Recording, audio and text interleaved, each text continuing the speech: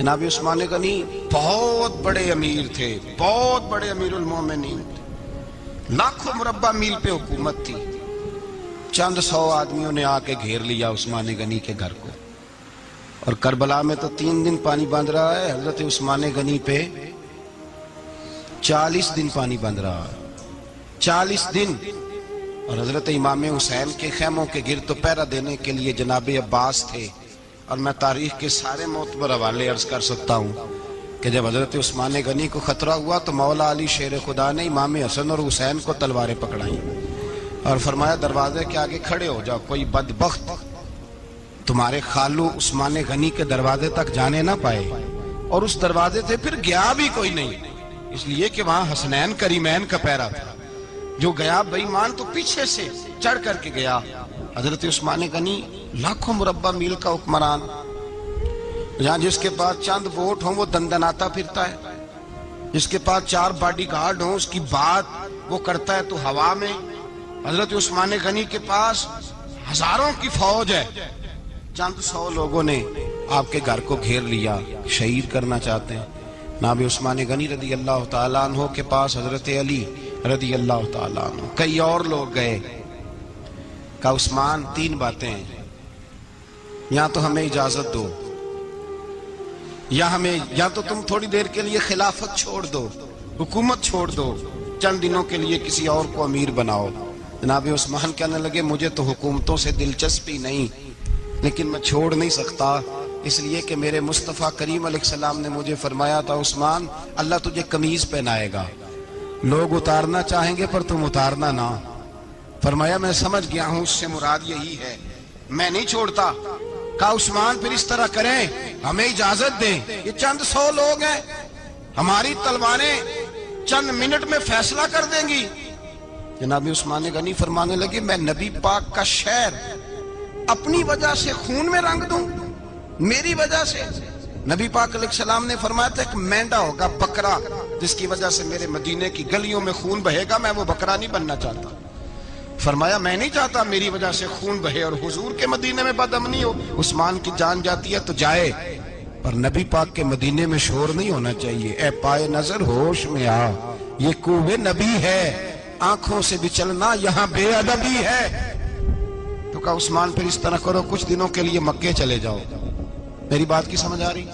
کچھ دنوں کے لیے مکے چلے جاؤ۔ تو جناب عثمان نے داڑھی پکڑ لی، کہنے لگے دیکھ رہے ہو ساری سفید ہو گئی ہے، میں نبی پاک کا شہر چھوڑ کے نہیں جانا چاہتا، میں رسول اللہ کے مدینے میں مرنا چاہتا ہوں، میں نہیں چھوڑوں گا حضور کا شہر۔ یہ انداز ہے جناب عثمان غنی۔ بڑا ستایا گیا حضرت عثمان غنی کو، پراپوگنڈے کیے گئے، آپ کے خلاف مہم چلی، عبداللہ ابن سبا نے بڑی مہم جوئی کی آپ کے خلاف، یہودیوں نے مسلمانوں کا روپ دھار کر بڑا آپ کو ستایا، تکلیفیں دی، جی آپ اپنے رشتہ داروں کو بڑا دیتے ہیں، فرمایا کرتے تھے جیب سے دیتا ہوں، مال خزانہ سے نہیں دیتا۔ حضرت عثمان غنی رضی اللہ تعالیٰ عنہ کو بڑا ستایا گیا۔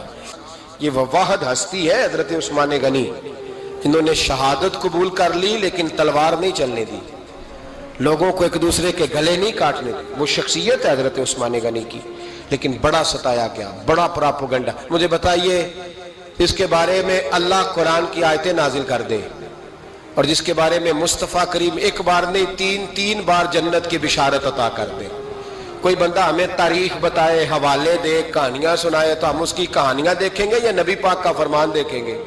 بولیں، جا کے بولیں، جا کے۔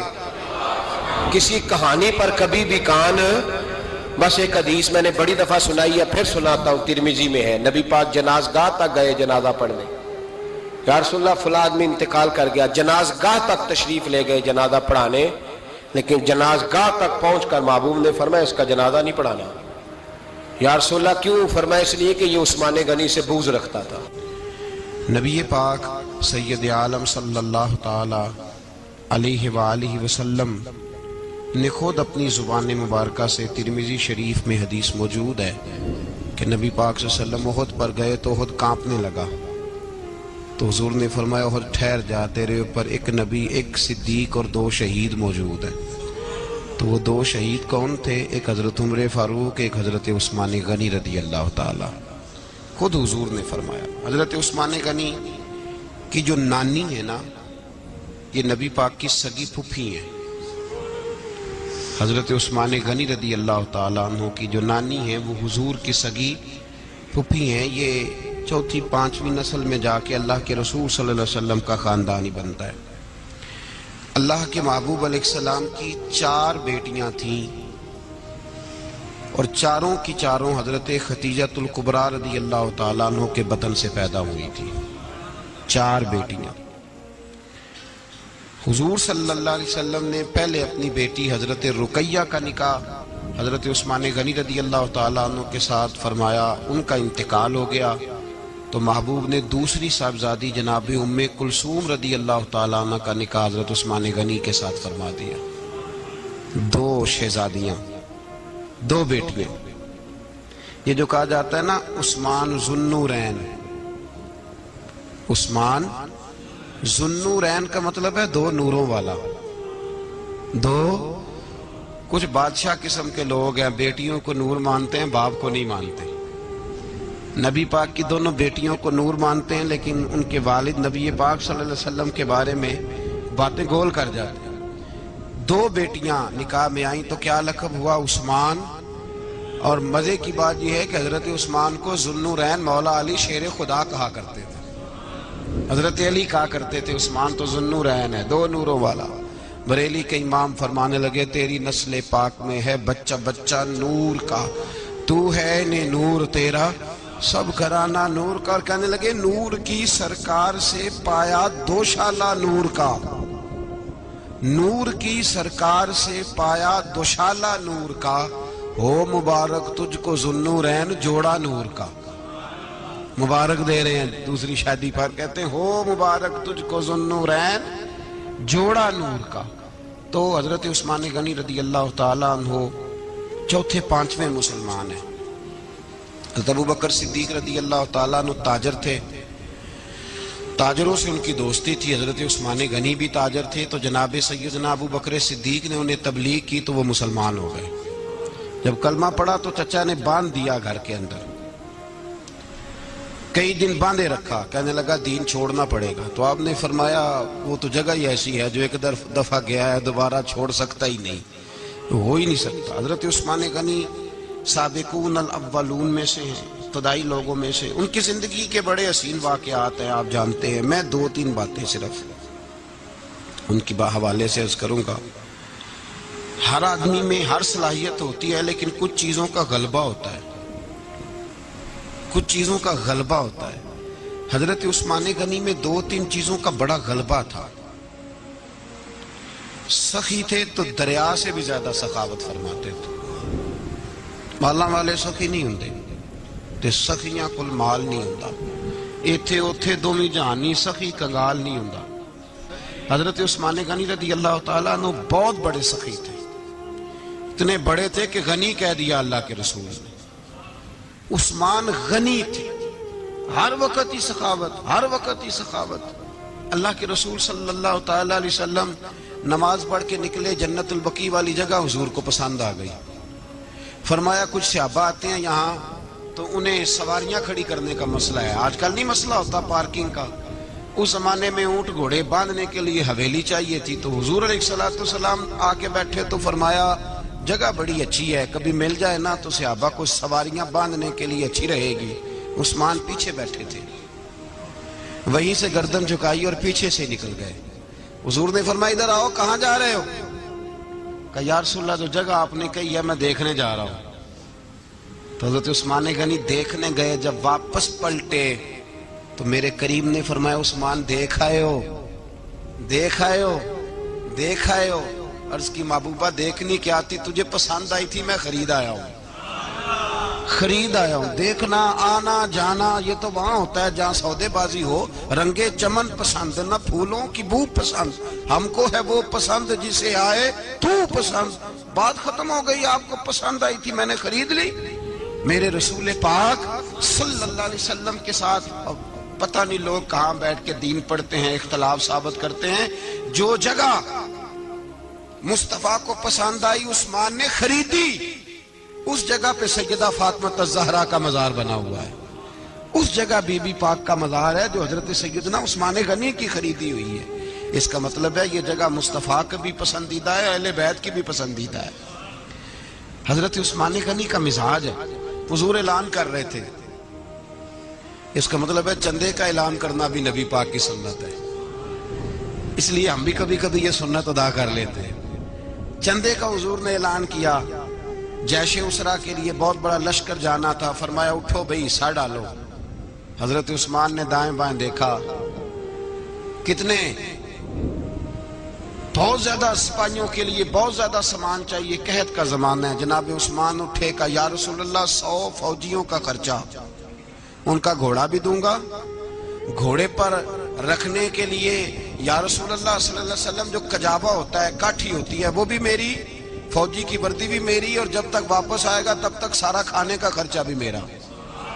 नबी पाक सल्लल्लाहु अलैहि वसल्लम मुस्कुराए, फरमाया उस्मान अल्लाह तुझसे राजी हो। थोड़ी देर के बाद फरमाया फिर उठो भाई। दाएं बाएं देखा, कोई उठा ही नहीं। हजरत उस्मान फिर खड़े हो गए, कहा हुजूर 100 मेरा और शामिल कर ले। नबी पाक ने फिर ऐलान किया। हजरत उस्मान कहते हैं मेरे ना दिल को कुछ होता था, फिर उठे, कहा हुजूर मेरा तीसरा 100 भी शामिल कर ले। फरमाते हैं जनाब उस्मान गनी चौथी दफा मेरे मुस्तफ़ा ने ऐलान किया तो मुझसे ना ही रहा गया। मैंने कहा महबूबा ऐलान न करो, आप इशारा करो, उस्मान के पास जो कुछ भी है वो मोहम्मद अरबी के कदमों का ही सदका है, आप ऐलान करो, हाजिर है, हर शय हाजिर है। फूक फूक के देना, देख देख के देना, ये तो वहां का सौदा होता है जहां सौदेबाजी होती है। लेकिन यहाँ तो या रसूल अल्लाह जब तक बिके न थे कोई पूछता न था, ये तो तूने खरीद कर हमें अनमोल कर दिया। और मुझे वो बात बड़ी पसंद है, मैं तन्हाइयों में किताब खोल के पढ़ता हूँ, तन्हाइयों में पढ़ता हूँ मेरे रसूल पाक सल्लल्लाहु ताला अलैहि वसल्लम। और मैं जब मुझे कभी लुत्फ लेना होता है तो मैं साहिब तबकात की ये रवायत खोल के बैठ जाता हूँ जब अपना मजा लेने को दिल करे। हजरत उस्मान गनी शहजादे थे, दौलतमंद बाप के बेटे थे, रईस आजम थे। अमीरों के बच्चे नाजुक मिजाज होते हैं, मूड के मालिक होते हैं। बहुत बड़े रईस थे, पर इश्क लगा सी खेडा खेड दी नूं, तो फिर खेडा भुल गईयां। गज्जल पाया सी यार दे वेखने ने, फिर ओदी याद विच रोंदियां ही डुल गईयां। हैदर शाह इस गली कदे न रुलदी, पर हुण ते रुल 4-5 दिन के बाद मदीने आए, सफर पे गए हुए थे। हुजूर के पीछे नमाज पढ़ी तो महबूब के चेहरे पे जरा नकाहत है, कमजोरी है। हजरत बिलाल को मिले, कहने लगो बिलाल मैं 4 दिन बाहर रहा हूँ, हुजूर के चेहरे पे कमजोरी क्यों है? जनाब बिलाल कहने लगे जा घर जाके पूछ ले। कहता मैंने दरवाजे पे दस्तक दी, सैयदा आयशा सिद्दीका अंदर से बोली कौन है? मैंने कहा अम्मा जी गुलाम हूँ उस्मान, मैं 4 दिन के बाद आया हूँ तो चेहरे पे बड़ी कमजोरी है। फरमाते जनाब आयशा हिचकी लेके रोई, क्या हुआ? तो कहने लगी उस्मान 4 दिन हो गए कौनैन के मालिक ने रोटी कोई नहीं खाई, एक प्याला दूध का, एक खजूर। हजरत उस्मान गनी रज़ी अल्लाह ताला का, अम्मा जी आप पर्दे में नहीं चली जाती? शहजादा दौड़े गए, घर से अनाज की बोरी कंधे पे रखी, हर चीज उठाई। गुलाम कहने लगा मुझे दे दो, 20-20 नौकर हैं घर में। फरमाया नहीं ये मेरी ड्यूटी है, मैं नहीं करनी। उस्मान खुद गए, रसूल पाक के घर में झाड़ू दिया, चूल्हे में आग जलाई। हजरत आयशा कहती है मैं पर्दे के पीछे से देख रही थी, जब उस्मान फूंके मारते थे तो दाढ़ी से धुआं निकलता था। फिर उस्मान जिसने पानी का प्याला भी खुद ने पिया था, उसने सालन पकाया, फिर रोटियां पकाई तो हाथ जले। खाना पका के और दस्तरखान लगा के मस्जिद में हाजिर हुए। कहा महबूबा अगर मेहरबानी करें तो घर नहीं आते? हुजूर तशरीफ लाए और जब पहला लुकमा तन तंदूर हड्डां दा बालन ते असी हावां नाल तपाया, कप कप लुकियां पेड़े कीते, उत्तों इश्क पलेथन लाया, तन दी हांडी मन दा सालन, उत्तों लून सबर दा पाया। गुलाम फरीदा मैं सारी तेरी, तेनू अजे यकीन नहीं आया? का महबूब यहाँ बैठे तो सही, यहाँ बैठे तो सही। हुजूर तशरीफ फरमा हुए और पहला लुकमा जब नबी पाक ने मुंह में रखा तो उस्मान तड़प के रोए। 600 दिनार नीचे रखे, یا رسول اللہ میں نے دولت کو آگ تو نہیں لگانی اگر تیرے کام نہ آئے. حضور کس کام کی یہ جائیدادیں، کس کام کی؟ اگر آپ کے گھر میں 4 دن کھانا نہ پکے. حضرت عائشہ صدیقہ فرماتی ہیں عثمان تو چلے گئے، یہ کہہ کے تو میرے مصطفیٰ نے پھر ہاتھ اٹھائے اور ایسی دعا دی کہ میں تڑپ اٹھی، میں رونے لگی. حضور نے جھولی اٹھا کے کہا اے اللہ میں عثمان سے راضی ہوں، تو بھی میرے عثمان سے راضی ہو جا. اے اللہ میں راضی ہوں، تو بھی راضی ہو جا. اور بھائی یہ درد، یہ ذوق، یہ مزاج، یہ انداز، یہ حضرت عثمان غنی کو اللہ نے عطا فرمایا. آپ آج لوگ اعتراض کرتے ہیں ہم پہ، کہتے ہیں تم پہلے مدینے بعد میں مکے، زیادہ دن مدینے تھوڑے دن. یہ کیا انداز ہے تمہارا؟ سنو حدیبیہ جس کا ذکر قرآن مجید نے کیا، ید اللہ فوق ایدیہم، پڑھو نا گھر میں جا کے قرآن مجید. حضرت عثمان غنی رضی اللہ تعالیٰ عنہ ساتھ تھے جب نبی پاک صلی اللہ علیہ وسلم 1400 صحابہ کو لے کے عمرے کی نیت سے نکلے. حدیبیہ کی مقام پر کافروں نے روک لیا، کہا عمرہ نہیں کرنے دیں گے. حضرت سیدنا عثمان غنی کو نبی پاک نے سفیر بنا کے بھیجا. جناب عثمان غنی کئی سالوں کے مکے سے بچھڑے تھے، سامنے کعبہ نظر آیا، احرام بندھا ہوا ہے. جب سفیر بن کے گئے تو ابو سفیان کہنے لگے عثمان ہم تیرے رسول کو تو ابھی عمرے کی اجازت نہیں دیتے، باقی لوگ تو نہیں آتے، وہ سامنے کعبہ ہے، وہ حجر اسود ہے، وہ سارا کچھ ہے، طواف کرنا ہے تو کر لو، استلام کرنا ہے تو کر لو، اگر تم نے کعبے کے اندر نماز پڑھنی ہے تو پڑھ لو، صفا مروہ کے پھیرے لگاؤ، تمہیں اجازت ہے. نبی عثمان غنی فرمانے لگے قسم ہے رسول کی زلفوں کی، جب تک میرے مصطفیٰ طواف نہیں کریں گے عثمان بھی کوئی نہیں کرے گا. عثمان بھی وہ کون سا طواف ہے جس میں طواف اور مدینے والا نہ ہو؟ وہ کون سا عمرہ ہے جس میں عمرہ ہو اور رسول پاک نہ ہو؟ وہ کون سا حج ہے جس میں حج ہو اور امام الانبیاء نہ ہو؟ بریلی کے امام بول پڑے، فرمانے لگے حاجیو آؤ شہنشاہ کا روضہ دیکھو، کعبہ تو دیکھ چکے اب کعبے کا بھی کعبہ دیکھو. اور فرمانے لگے غور سے سن تو رضا، کعبے سے بھی آتی ہے صدا، میری آنکھوں سے میرے پیارے کا روضہ دیکھو. یہ ہمیں حضرت عثمان غنی نے سکھایا ہے عقیدہ، یہ عقیدہ حضرت عثمان غنی کا ہے. بات دور نکل جائے گی. محبت معیار ہوتی ہے، محبت روح ہوتی ہے، محبت اصل ہوتی ہے. حضرت عثمان غنی رضی اللہ تعالیٰ عنہ سے کسی شخص نے کہا کہ عثمان کوئی تبدیلی بھی آئی نبی پاک کے غلام بننے کے بعد؟ حضور کے غلام بننے کے بعد کوئی تبدیلی بھی آئی؟ لوگ اپنی اپنی تبدیلیاں بتاتے رہے. جناب عثمان غنی نے 2 جملے کہے، لوگ کہتے ہیں ہماری چیخیں نکل گئیں، یہ معراج حضور سے پیار کی محبت اور عشق کا یہ رنگ عثمان غنی کا. حضرت عثمان غنی کہنے لگے تم تبدیلی کی بات کرتے ہو؟ میں نے جب سے نبی پاک کے ہاتھ میں سیدھا ہاتھ دے کے بیعت کی ہے، میں نے یہ ہاتھ دوبارہ کبھی گندگی کو نہیں لگایا. اور فرمایا جب سے پہلی نظر سے جلوہ ودھوہا دیکھا ہے، میں نے اس کے بعد اپنی شرمگاہ کو بھی کبھی نہیں دیکھا، اس لیے کہ ان آنکھوں میں رسول اللہ کے جلوے رچ بس گئے. یہ معیار پیدا کیا جناب عثمان غنی نے. اور مدینہ منورہ سے جو محبت ہے نا مسلمان کی، اس کا اگر اصل رنگ دیکھنا ہو تو جناب عثمان غنی کو زندگی کو دیکھا جائے. اصل رنگ. حضرت سیدنا عثمان غنی با حیا بڑے تھے. کیا بڑے تھے؟ کچھ لوگ بے حیا ہوتے ہیں، کسی کو بھی نہیں چھوڑتے، نہ صحابہ کو، نہ اہل بیت کو، نہ کسی اور کو. عثمان با حیا بڑے تھے. کتنے؟ حضرت عائشہ صدیقہ فرماتی ہیں، مشکات میں مسلم میں موجود ہے، آپ فرماتی ہیں نبی پاک بیٹھے تھے تو حضور کی نا پنڈلی مبارک، مرد کے لیے حکم ہے ناف سے گھٹنے تک چھپا کے رکھے. پنڈلی ننگی ہو بھی جائے نا یہ پنڈلی تو اس کی اجازت ہے شریعت میں مرد کے لیے. فرماتی ہیں اللہ کے محبوب لیٹے ہوئے تھے اور حضور کی طامت پنڈلیوں سے تھوڑی اونچی تھی. تو حضرت ابوبکر صدیق آئے تو نبی پاک نے فرمایا آ جاؤ. حضور لیٹے رہے. ماتی تھوڑی دیر گزری تو حضرت عمر فاروق آئے، حضور اجازت ہے؟ تو نبی پاک صلی اللہ علیہ وسلم نے فرمایا آ جاؤ. نبی پاک لیٹے رہے. چند لمحے گزرے تو عثمان غنی آ گئے.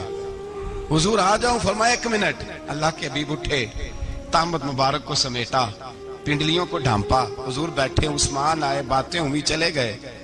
حضرت عائشہ کہتی ہے میں پردے کے پیچھے سے دیکھ رہی تھی میں حاضر خدمت ہوئی، کا محبوبہ سمجھ نہیں آئی، آئے ابو بکر بھی ہیں، میرے والد آئے، عمر بھی ہیں، مقام ان کا بھی بڑا ہے، پر عثمان آئے تو آپ نے کپڑا سیدھا کیا، فرمایا عائشہ میں اس سے حیا نہ کروں جس سے اللہ کے فرشتے بھی حیا کرتے ہیں۔ حضرت عثمان غنی رضی اللہ تعالیٰ عنہ اپنے گھر کے اندر ہوتے تو کئی کپڑے لپیٹے رہتے، کئی کپڑے جناب، میں ایک نتیجہ آپ کے سامنے رکھنا چاہتا ہوں، میری طرف دیکھیں، کئی کپڑے لپیٹے رہتے، کپڑوں کے اوپر کپڑے، شرم و حیا کے پیکر۔ جناب عثمان غنی غسل کرتے تو کپڑوں سمیت کرتے، فرماتے نا بھائی مجھے شرم آتی، پیکر شرم و حیا۔ اس کا نتیجہ کیا نکلا؟ حضرت رقیہ رضی اللہ تعالیٰ عنہ کے ساتھ جناب عثمان غنی کا جب نکاح ہوا تو ابھی پردے کی آیتیں نہیں آئی تھی، شرم و حیا کے پیکر تھے، ابھی پردے کا حکم نہیں آیا تھا، صحابہ بے دریغ آتے جاتے تھے ایک دوسرے کے گھروں میں۔ اللہ کے محبوب علیہ السلام نے گوشت پکایا تو فرمایا حضرت اسامہ بن زید کو جاؤ عثمان کو بھی دے آؤ۔ جناب اسامہ بن زید فرماتے ہیں میں نے گوشت پکڑا، سالن پکڑا اور ان کے گھر پہنچا، جامع ترمذی میں موجود ہے، فرماتے ہیں میں جب اندر داخل ہوا مصطفیٰ کی شہزادی کو دیکھا اور پھر عثمان غنی کو دیکھا، فرماتے ہیں جنہیں میں نے دیکھا ایسا جوڑا میں نے کبھی نہیں دیکھا تھا، میں بس ہلکا سا مسکرا کے پلٹ آیا، نہ انہوں نے کچھ پوچھا نہ میں نے کچھ بتایا۔ فرماتے ہیں جب میں مسجد میں داخل ہوا نا، پہلا قدم ہی رکھا تو مصطفیٰ کریم نے فرمایا اسامہ دے آئے ہو سالن؟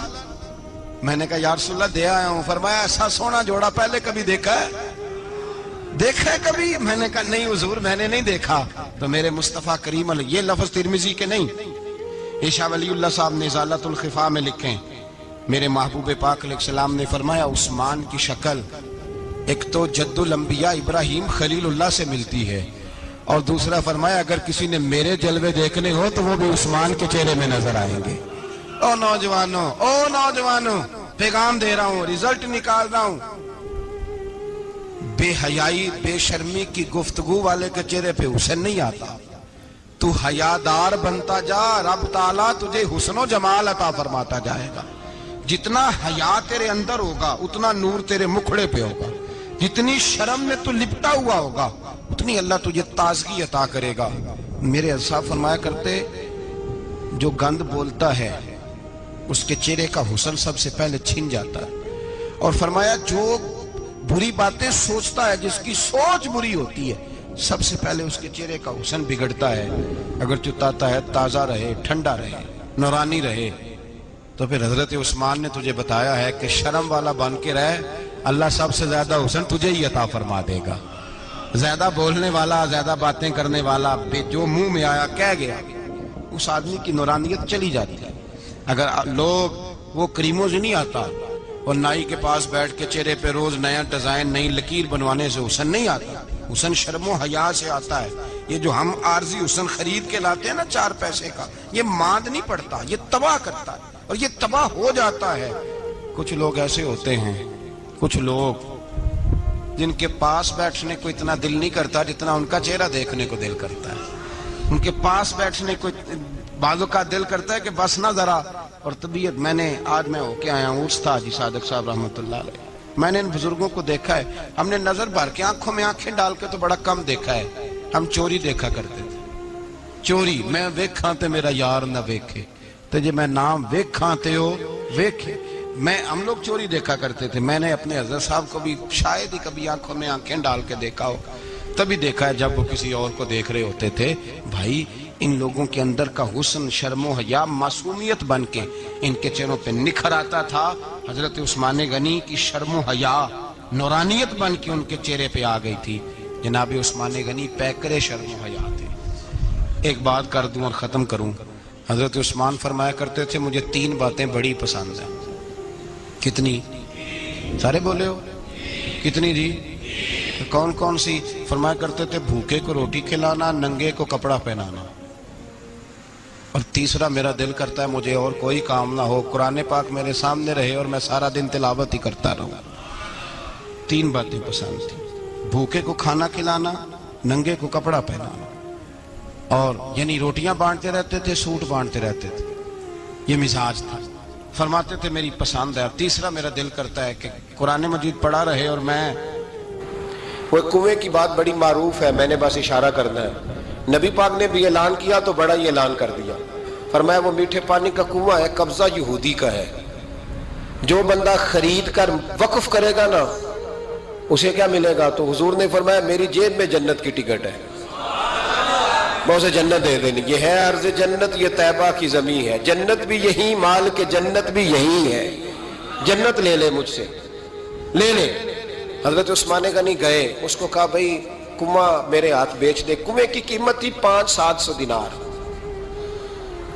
تو حضرت عثمان 500-600 دینار کل کنویں کی قیمت تھی۔ جناب عثمان غنی گئے، یہودی کو پتا تھا کہ یہ خریدنا چاہتے ہیں، فرمایا یار یہ کنواں بیچ دو۔ کہنے لگا نہیں بیچنا۔ فرمایا قیمت منہ مانگی، کہنے لگا قیمت میری مرضی کی۔ کہا تمہاری مرضی کی، اپنی اپنی اوقات ہوتی ہے نا قیمت لگانے کی، تمہاری مرضی کی۔ کہنے لگا میری شرط ہے میں ایک دن کے لیے کنواں دوں گا، ایک دن میں ایک دن آپ۔ فرمایا یہ بھی منظور ہے۔ کتنے پیسے؟ اس نے کہا میں 3000 دینار لوں گا، 500-600 کا ہے۔ حضرت عثمان غنی فرمانے لگے تو نے اپنی اوقات کے مطابق 3000 مانگا ہے، میں 40,000 لے کے آیا تھا، اپنی اوقات کے مطابق مانگا، 40,000 دینار میری جیب میں۔ یہودی کہنے لگا عثمان تو تاجر ہے، اور عام تاجر نہیں، عالمی سطح کا تاجر ہے، لوگ تیری تجارت کی مثالیں عرب میں دیتے ہیں، پر 500-600 کا کنواں 40,000۔ فرمانے لگے مسئلہ کنویں کا نہیں، مسئلہ مصطفیٰ کے فرمان کا ہے، وہ جو حضور کا فرمان پورا کرنا ہے نا، اس کے لیے 40,000 تھوڑے ہیں، میرے پاس تھے ہی اتنے جو لے کے آیا ہوں۔ حضرت عثمان نے پیسے چکائے، اس نے کہا ایک دن پانی ملے گا۔ فرمایا منظور ہے۔ وہ ایک دن بیچا کرتا تھا پانی، حضرت عثمان نے اعلان کر دیا جو میرا دن ہے نا فری پیو۔ ملا رومی رحمۃ اللہ علیہ فرماتے ہیں کنویں سے سادہ پانی نکل جائے تو تازہ آ جاتا ہے، اور اگر پانی کنویں کے اندر رہے سارا ختم نہ ہو تو باسی ہو جاتا ہے۔ اس لیے فرمایا کرتے تھے میں اس کنویں سے پانی پیتا ہوں جس پہ رش زیادہ ہوتا ہے، اس لیے کہ وہاں سے پانی ختم ہوتا ہے تو تازہ آتا رہتا ہے۔ فرماتے تو اللہ کے رستے میں سارا خرچ کر دے، اللہ تازے عطا کر دے گا اور پہلے سے زیادہ عطا کر دے گا۔ میرا آپ کا مسئلہ یہ ہے کہ تجارت بندوں کے ساتھ ہے، بندوں کے ساتھ جو تجارت ہے نا، بندے کنجوسی کر جاتے ہیں، بندے کا تو صحیح کام چل جائے تو پارٹنر کو فارغ کر دیتا ہے، تو فارغ ہے، اور اگر کبھی کسی کی دکان میں کوئی کرایہ دار اچھا اس کی دکان چل جائے تو مالک کہتا ہے تو جا، اب دکان میں نے خود کھولنی ہے، وہ فارغ کر دیتا ہے۔ بندوں کا تو مزاج ہے۔ اور اللہ تبارک و تعالیٰ سے جب تجارت ہوتی ہے نا، میں نے ایسے لوگ دیکھے ہیں جن کے گھروں میں لاکھوں روپیہ ماہانہ آتا ہے، غربت نہیں جاتی۔ ان کو سوچنا چاہیے کہ کثرت والا پیسہ آیا ہے پر برکت والا نہیں آیا۔ حضرت عثمان غنی رضی اللہ تعالیٰ عنہ فرماتے ہیں کہ میں نے پہلے بھی میں بڑا تاجر تھا، لیکن جب سے مصطفیٰ کے نام پر خرچ کرنا شروع کیا، پھر کہاں کہاں سے آیا کب، اور بڑی سیانی بات فرماتے ہیں۔ آپ فرماتے ہیں میں کلمہ پڑھنے سے پہلے تجارت کو وقت زیادہ دیتا تھا، اور مسلمان ہونے کے بعد میں نے تجارت کو ٹائم تھوڑا دیا، پر اللہ نے روزی مجھے زیادہ عطا فرمائی۔ اس لیے برکت پر ہماری توجہ نہیں رہی، غیبی خزانوں پر خیال ہم نے چھوڑ دیا ہے۔ غیبی خزانوں سے جو چیز ملتی ہے وہ زیادہ ملتی ہے، جو مادی ذرائع سے ملتی ہے وہ چیز کم ہوتی ہے۔ حضرت عثمان غنی پر الزام لگا جب آپ کا دور حکومت تھا، یہ یاد رکھیں کہ سب سے زیادہ الزامات حضرت عثمان غنی پہ لگائے گئے۔ جن بندوں کے قد کاٹ زیادہ ہوتے ہیں ان کے خلاف پراپوگنڈے بھی لمبے چوڑے ہی ہوتے ہیں۔ یہ بڑی بڑی بات یاد رکھنا۔ کہا گیا کہ حضرت عثمان لوگوں کو نوازتے بڑا ہے، بڑا دیتے ہیں حضرت عثمان غنی۔ تو حضرت عثمان غنی فرمایا کرتے تھے حکمران تو میں آج بنا ہوں، تو میں تو پہلے بھی بڑا دیتا تھا، وہ کس خزانے سے دیتا تھا؟ آپ جواب دیا کرتے۔ دیکھیں ذرا، لاکھوں لوگ حج کرنے آتے تھے، پر حضرت عثمان غنی حج کرنے جاتے تو اعلان کر دیتے کہ کوئی حاجی حج کے موقع پر آ کے کھانا نہ پکائے، سب کو کھانا عثمان غنی اپنی جیب سے دیا کریں گے۔ مینا میں لنگر کھانا ہوتا تھا حضرت عثمان غنی کا، مینا میں فرماتے تھے کھاؤ حاجیوں جتنا کھا سکتے۔ اور پھر حضرت عثمان غنی کا اعلان تھا، خدام کو کہتے تھے میں آخر میں کھاؤں گا، پہلے میرے سارے آنے والے حاجیوں کو کھلایا جائے۔ ایک مجھ سے نا ایک دوست نے سوال پوچھا 4-5 دنوں کے، کچھ سوال ایسے ہوتے ہیں جو بندے کو نا چوراہے پہ لا کے کھڑا کر دیتے ہیں، زندگی میں نہ بھولنے والے سوالات ہوتے ہیں۔ ایک شخص نے سوال پوچھا، کہنے لگا اوکاڑے دینی اور مذہبی گھرانہ ہے، اوکاڑے سے تعلق ہے، میرے ساتھ محبت کا رشتہ ہے۔ کہنے لگے بیٹی کی شادی کر دی ہے راول پنڈی میں، آپ کی بھی بیٹیاں ہیں, میری بھی بیٹی ہے. بیٹی کی شادی کر دی ہے راولپنڈی میں. اب بچی چند دن رہنے آئی ہے. پوچھنا یہ ہے کہ نماز پوری پڑھے گی کہ قصر پڑھے گی. تو میرا تو اس نے کام کر دیا, حد ہو گئی, رو رو کے برا حال. میں نے کہا یار تو بند کر دے فون, رات کو بتاؤں گا. کیا پوچھ لیا یار تو نے. بیٹی مسافر نہیں ہوتی, بیٹی تو مہرانی ہوتی ہے باپ کے گھر کی. اور بیٹی مطلب کیسے بتاؤں کہ دل کرتا ہے کہ بیٹی وہ صرف ہنسے, وہ روئے کبھی نہ. یہ دعا ہوتی ہے. تو نے اتنا بڑا سوال کیوں کیا؟ بہرحال علماء کو کچھ چیزوں کے جواب دینے پڑتے ہیں. میں نے کہا میں رات کو بتاؤں گا.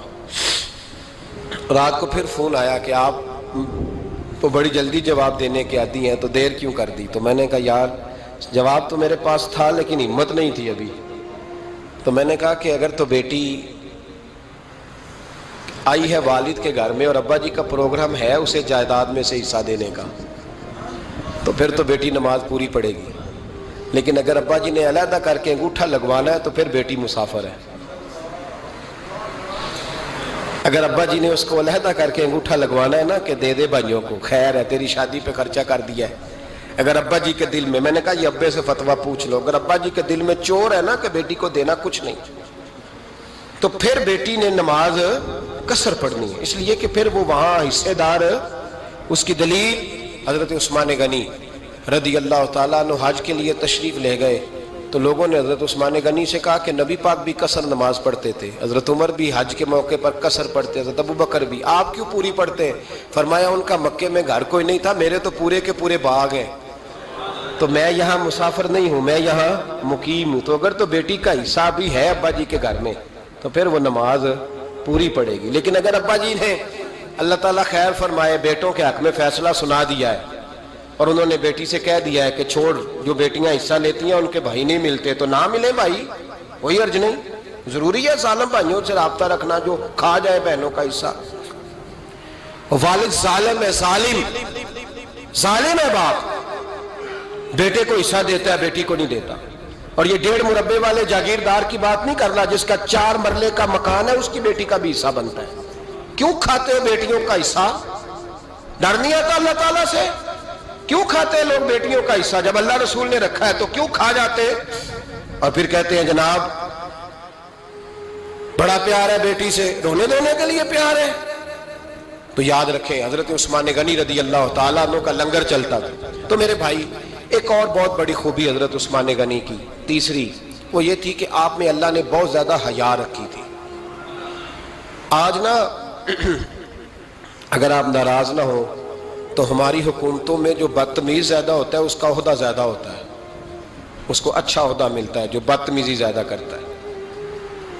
اور ہمارے ہاں نوجوان سمجھتے ہیں کہ کھل کے پھرنا, کھل کے کھانا, مرضی کا لباس پہننا. ہمارے ایک بزرگ فرمایا کرتے تھے جب سے پیسے لوگوں کے پاس زیادہ آئے ہیں لباس چھوٹے ہو گئے, پیسہ زیادہ آ گیا کپڑے جسموں پہ سکڑ گئے.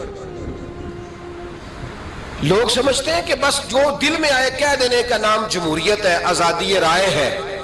حضرت عثمان غنی رضی اللہ تعالیٰ عنہ شرم و حیا کے پیکر تھے, بڑا پیسہ تھا, بڑا کچھ تھا, لوگ ڈرتے تھے, سردار بھی تھے, جو چاہتے کر سکتے, روب طاری ہوتا.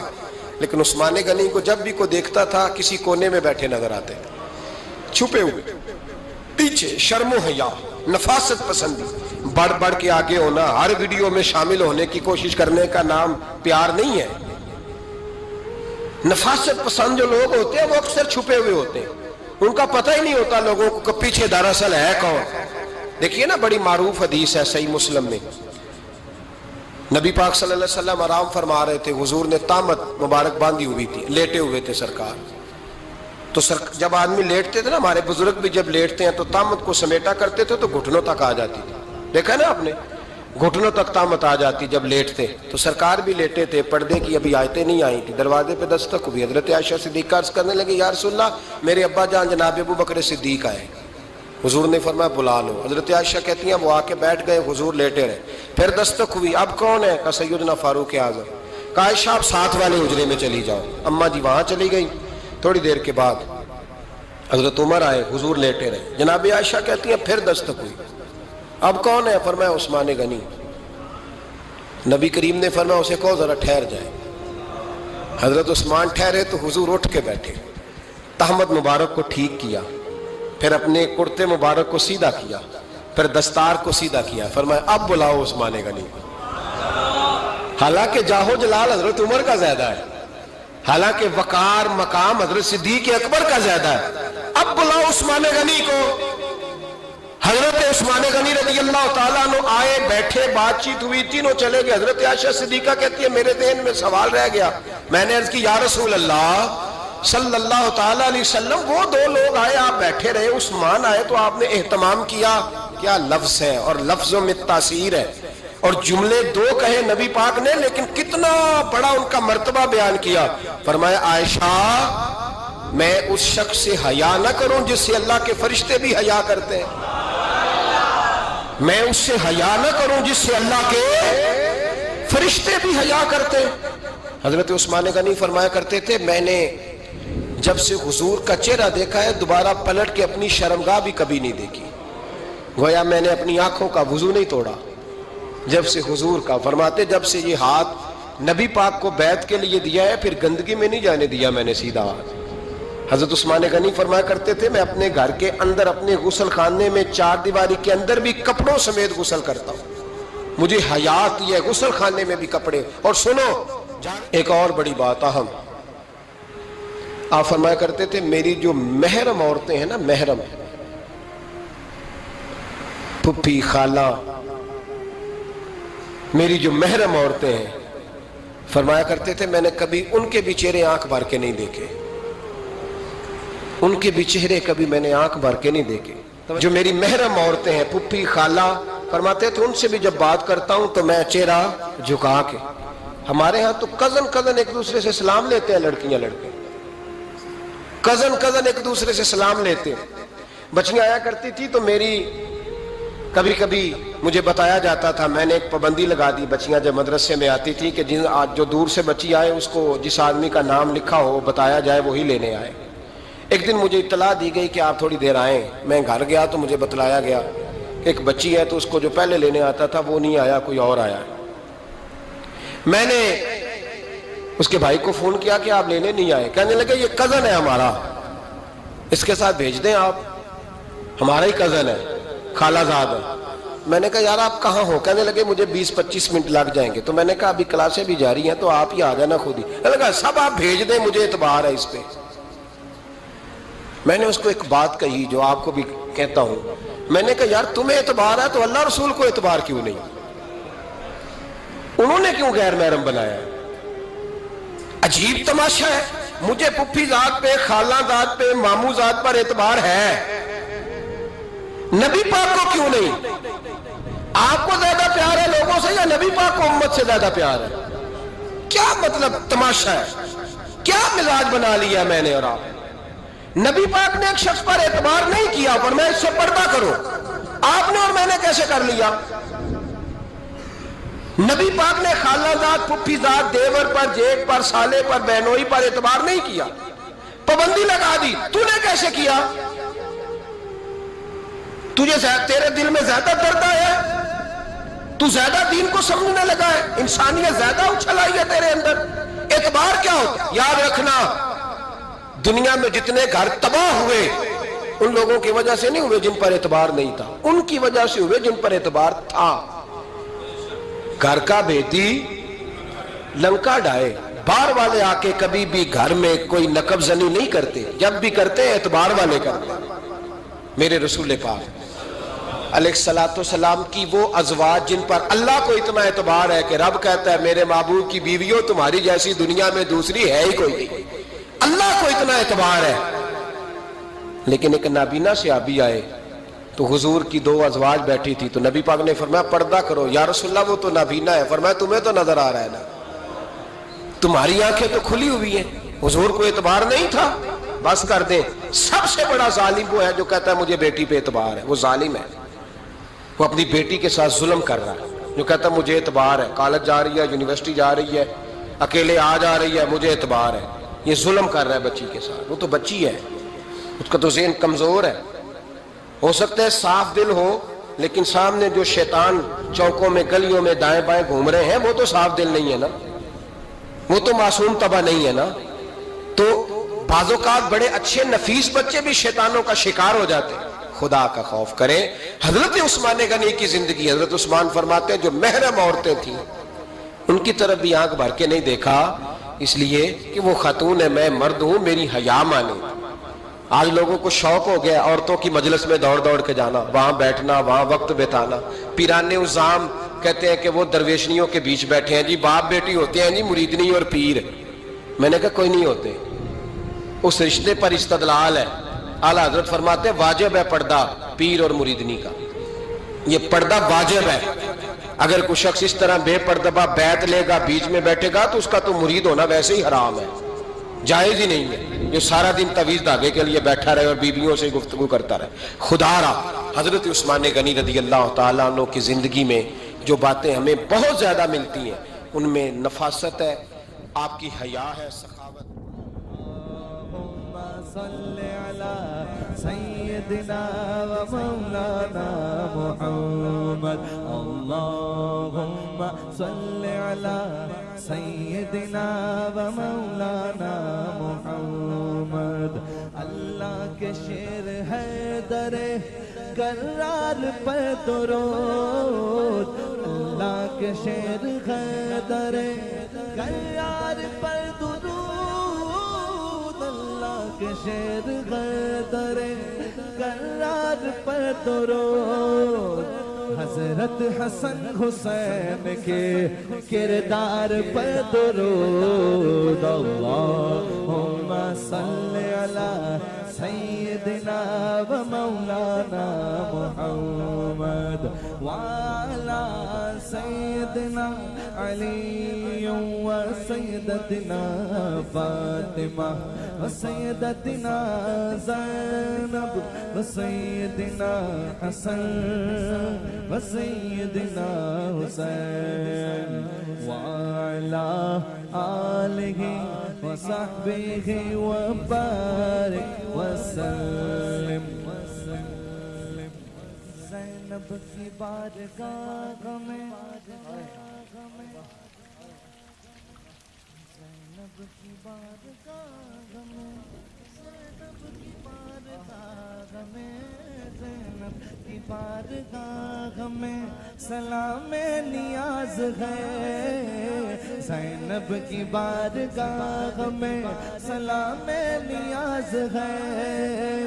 جو مرتضیٰ کی لاڈلی زہرا کا ناز ہے. اللہم صلی علی سیدنا و مولانا محمد وعلی سیدنا علی و سیدتنا فاطمہ و سیدتنا زینب و سیدنا حسن و سیدنا حسین.